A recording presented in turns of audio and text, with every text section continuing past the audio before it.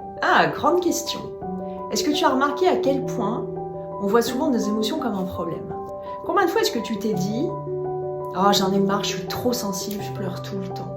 J'en peux plus d'être en colère pour rien. » Ou peut-être même pourquoi j'ai toujours peur de tout ?»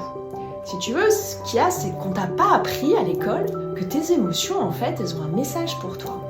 Elles se sont pas levées ce matin, tes émotions, en se disant « Tiens, comment je vais faire pour lui pourrir sa journée aujourd'hui ?» La colère, par exemple. Il est fort probable que la colère, elle te prévienne qu'une limite a été franchie. Peut-être que toi, tu ne t'es pas respecté. Alors l'autre, elle ne t'a pas respecté non plus. La tristesse, peut-être qu'elle t'invite à ralentir. Et la peur, heureusement qu'elle est là, la peur. C'est quand même la peur qui va faire que tu vas préparer ton discours pour ta prise de parole de demain. Ou la peur qui va faire que tu ne vas pas traverser la route en courant sans regarder à droite et à gauche.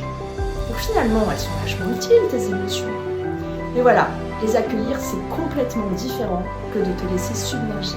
Parce que si tu les ignores, ces émotions, qu'est-ce qui se passe? Eh bien, elles crient de plus en plus fort. Si tu veux, c'est un peu comme un enfant qui te parle et que tu n'écoutes pas.